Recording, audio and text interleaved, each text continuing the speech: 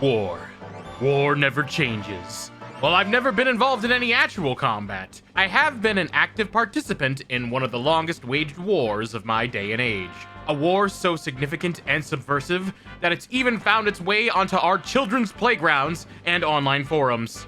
I am, of course, talking about the console wars. Since the days of Sega and Nintendo, fans from around the globe have been bickering over who is the true winner in a fight between whatever generation of consoles that rules the day. Nintendo Entertainment System versus Sega Masters, or SNES versus Genesis. These juggernauts seemed like they would never back down. Sega released a never-before-seen marketing campaign against their competitors with ads like, "Sega does what Nintendo don't." I know, the 90s were super gritty. Years later, Sony joined the wars with their own console after being betrayed by Nintendo and formed the PlayStation. And it wasn't long before Microsoft dipped their toes into the fray with the Xbox. By this point, Sega was making one last attempt at winning the war with the Dreamcast. Sadly, with the failure of Sega Saturn and low sales for the Dreamcast, they eventually bowed out of the fight altogether, leaving us with a battle map that persists to this day, nearly 25 years later. Since Sega's downfall, it's been the holy trinity of game consoles, with Nintendo, Microsoft, and Sony, who continue to trade blows with more realistic graphics, breathtaking gameplay, and exclusives. And finally, after years and years of arguing, I think we have a winner. In my completely unbiased opinion, Nintendo has dominated the console wars with the Nintendo Switch. No favoritism whatsoever. I'm sure some of you might find it weird for me to say this, especially since for the past few years, Nintendo wasn't even part of the conversation. It was PlayStation 2 versus Xbox, PS3 versus Xbox 360, PS4 versus Xbox One, and now PS5 versus Xbox Series X or S. While these two were breaking the mold as graphic powerhouses, Nintendo stopped competing on that front during the GameCube era. Instead, Nintendo was doing their own thing, sacrificing graphical fidelity for technical and unique gameplay mechanics, even as early as the Nintendo 64. Many longtime gamers dismissed Nintendo for being too quirky with its Nintendo Wii motion sensors, and a lot of folks didn't even know the Wii U was even a console. These Nintendo consoles weren't as shiny as their competitors, and they didn't have the same gritty IPs either, but they were still maintaining a respectable presence. I think things really changed for them when the Nintendo Switch came out. I truly think Nintendo's latest console has dominated the scene of gaming, and you just can't say that about PlayStation or Xbox. What makes me think the Nintendo Switch has finally settled the score of who's winning the console wars after decades of battles? Let's find out. And while you may have different opinions, no matter how wrong they may be, you're welcome to post them in the comments below. Let me know what you think. I look forward to the angry comments. Let's begin with the Nintendo Switch. While I may have given you the impression that Nintendo hadn't had any failures, it's hard to look at Nintendo as a legitimate contender in the days leading up to the Switch's release. Nintendo had gone so far into family-friendly that it was hard to see grittier titles finding a home on their platform, effectively isolating a large group of gamers in general. Not to mention the failure of the Wii U being the worst console since the Virtual Boy released in 1995. I still get headaches from those red lines. Nintendo knew they had to bring the hype in 2015 with the next successor, and they certainly announced it. 2 years later, they had a huge presentation that highlighted a bunch of new games, and featured gaming on the go with the Switch's focus on being able to switch, see what they did there?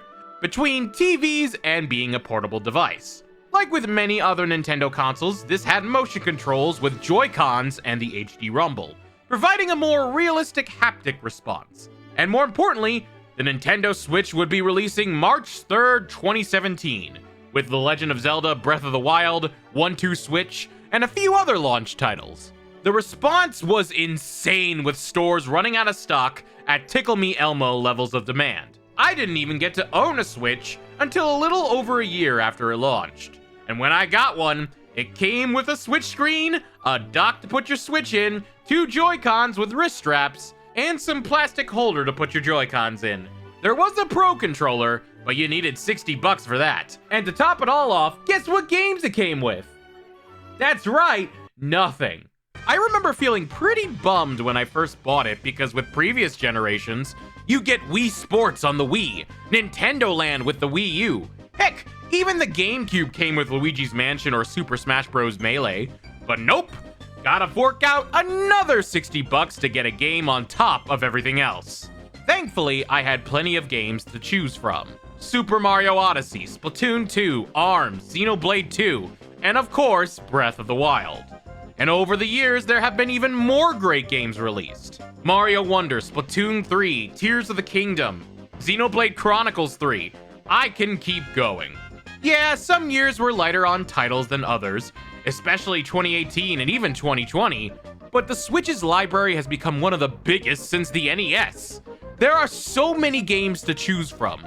There would be at least 2 games guaranteed for everyone who had bought it, although they would be very expensive.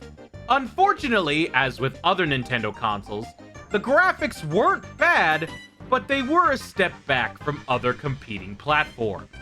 Nintendo tried to make up for this setback by having artistic games that were appealing to the eye, and quite frankly, some of these games looked phenomenal. But that can't be said for all the games, especially the third-party ones where the graphics were a bit rough. This has even gotten worse as the Switch has aged and gaming technology has progressed. It's not that it looks ugly, just flawed and underpowered. Entries that account for this can look artistically gorgeous. Can they look better? Probably, but if the game has been done right, they shouldn't need to.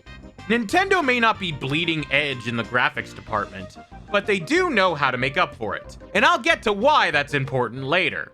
That's enough talking about the Switch. Now let's talk about its competitors. You'd think with how much that I love Nintendo that I would grow up with it as a kid. But no, I was a Sony kid first, owning a PlayStation, then owning a PlayStation 2, skipping the PS3 because it was $599 US. And funny enough, that's when I found the GameCube and got into Nintendo. I owned a PS4 that I got from a friend in college, and eventually, I wound up owning a PS5. It's safe to say I'm a pretty invested Sony fan. I never played Xbox though. Both the PS5 and Xbox Series X and S released on the same day. I remember in November of 2020, both released almost as if they were trying to one-up each other. I remember so much hype and people raring to play the games. Only one problem. You literally couldn't get either console. No one could get these consoles at the time. Stock issues plagued both of them. And while Switch had its own stock troubles, you couldn't get a PS5, even years after. It was impossible to get a Series X and S. And that impacted independent sales with people scalping prices on auction sites.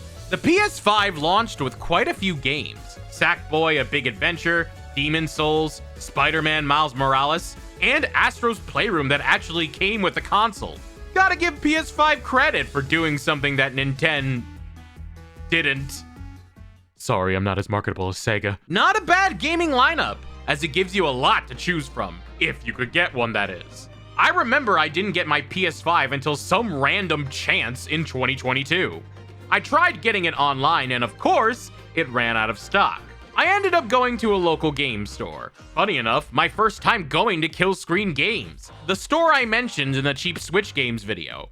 They had one PS5 in stock the night before, and I came 3 hours after they had opened and bought it.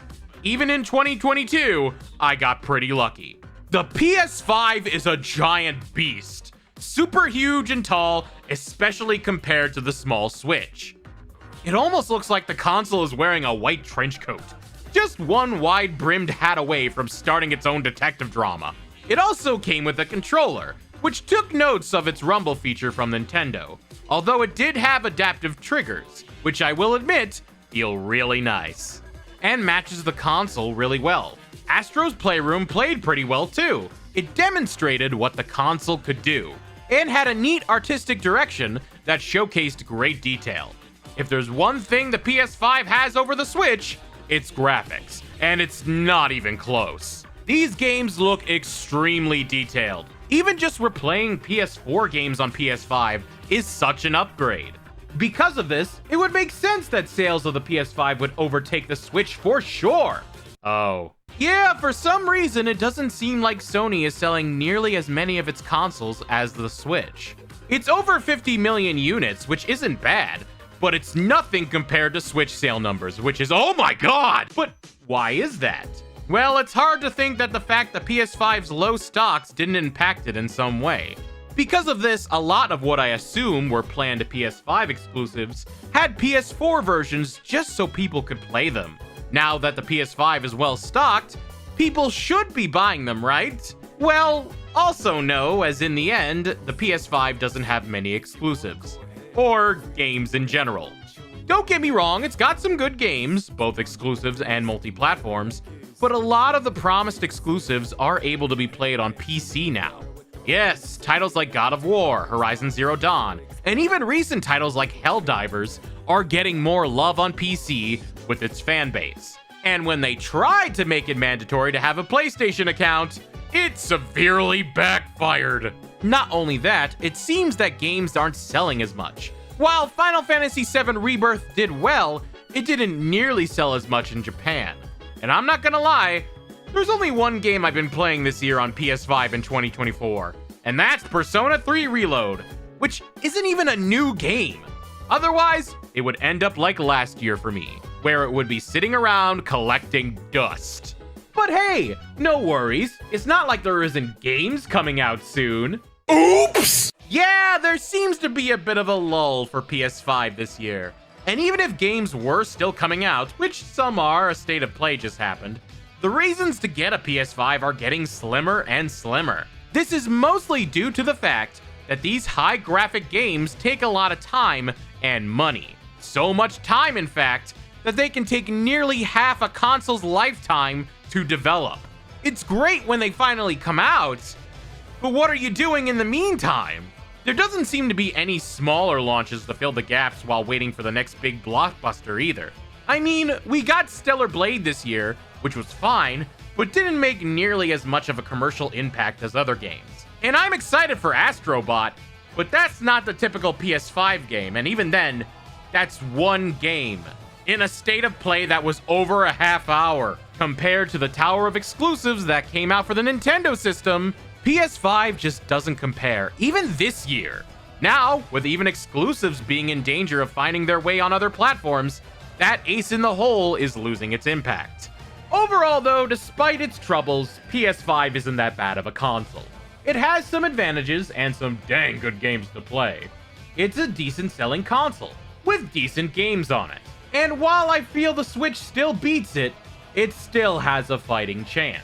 Xbox, on the other hand, got knocked down and won't be getting back up again. What the hell is Xbox doing these days?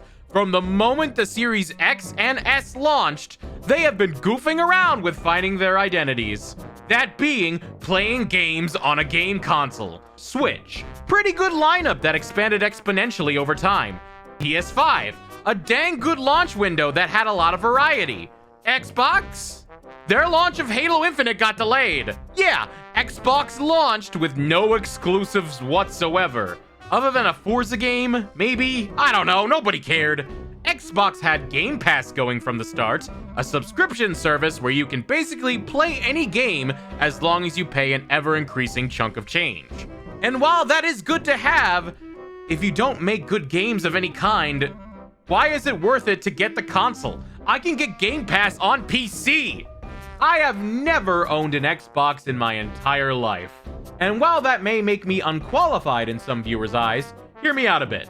Their business practices alone have kept me away from buying one in the first place. Why buy a whole console when I can play those games on my PC? Or better yet, switch ports of the same games. I've got Cuphead, the Ori series, and even titles like Grounded and Pentiment, all on the Switch. Games like Sea of Thieves, an Xbox title I genuinely got into, wound up on my PC. It felt like wasted money to get a console when I already had a working computer to fill the non-existent gap. Microsoft always seems to shoot themselves in the foot when it comes to consoles. Even their naming conventions make no sense. Xbox, All right, so what's next? The Xbox 2? No, Xbox 360. Okay, so the next one is the Xbox 720, right? Xbox One. Wait, wouldn't that be the first one? Fine. What comes after the Xbox One? Now Xbox 2? Xbox Series X and S. What am I, in algebra class? What year is this? Who am I? Every time I was slightly tempted to get an Xbox Series X, that idea would be thrown in the trash like the rest of Xbox gaming library. Halo Infinite wasn't good. Redfall was even worse. Starfield was hyped for months. And even then, that fell off due to glitches and bugs. The one Xbox game, the only Xbox game that I ever had interest in, other than Viva Pinata, was Hi-Fi Rush.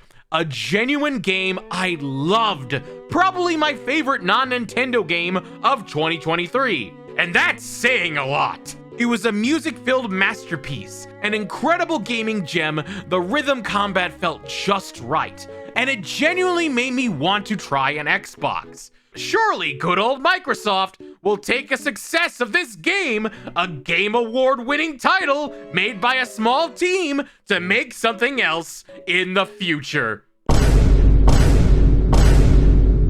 What the f***? What are you doing? Seriously, Microsoft, if you want to succeed in the console wars, you have to release games. I didn't think that was hard for you to figure out. You have to give us reasons to buy your console. At this point, you are releasing layoff notices monthly more than you are releasing games. Layoffs have been really significant this year, with Microsoft doing quite a lot of them. They are desperately trying to reach an unattainable bottom line, when in reality, you need the studios you are closing down to make games for your console. To be fair, Sony is guilty of this too, closing studios and letting go of employees. And it's all in the sake of pleasing shareholders and corporate greed. It takes me back to Nintendo's last generation, where the Wii U wasn't doing well, but instead of letting go employees, Satoru Iwata cut his own salary in half, just to keep people on board. He knew that if people constantly feared their jobs, they wouldn't be able to put that energy into making great and memorable games. And now, nearly a decade later, it's paying off in dividends, while the competition seems like it's a losing battle, doubling down on corporate shenanigans. I wonder when they'll let Helldivers 2 be bought and played in the 177 PSN restricted countries. Sony? We ever gonna make that a reality? And the reason studios are closing down is because these game budgets are just too darn high. Why does making a game cost so much money? Why does PlayStation and Xbox have to close down studios? Because the games they make with the intense graphics and revolutionary new looks in 8K or whatever, that costs so much time and resources. If a game doesn't sell well, or even make back enough to break even, it's a dev studio's death sentence. Nintendo allows their devs to make smaller projects because they can afford to, because their games aren't as graphically intense. They can make more projects in a shorter amount of time, because graphics don't make a game. Gameplay does. And while Sony and Microsoft have been having a contest on how to look the best, Nintendo has already figured out how to play the best. This is why I feel Nintendo has won the console wars, at least in the Switch era. Sure, a lot of games have been announced by the time this video has come out, and a couple of new titles or new games in general could change things. Heck, the Nintendo Switch successor is on the way. Things could change for better or worse for them too. We may not even see consoles in the near future. But as of now, the Switch has helped Nintendo dominate the console wars. And even at 7 years old, it's given the PS5 and Series X a run for their money. Yes, things could still change. And yes, this is my opinion. You're free to disagree. But I truly believe it to be so. With the amount of great games they have worth playing, something for everyone on the system, it just makes sense to own a Switch. Yet with Xbox and even PS5, I can see why people would want to skip. Time to raise the white flag, you two. Nintendo Switch has finally won the console wars. Well, whew, this was a fun video. I can't wait to see the comments section for this one. Oh look, there's one already telling me that I suck. Thank you so much for watching all the way to the end. If you like what you saw, leave a comment, and be sure to check out my other videos too. Special thanks to all the people who helped me out with this video. I couldn't have done it without all of you. Also an extra special thanks to my Patreon patrons, including Mantelfarox and Savacom. You all help make every video possible, and you all mean so much to me. If you'd like to join our Patreon, the link is in the description below, along with my Twitch and Instagram. Thank you so much for watching, and I'll see you all in the next video. Have a good night.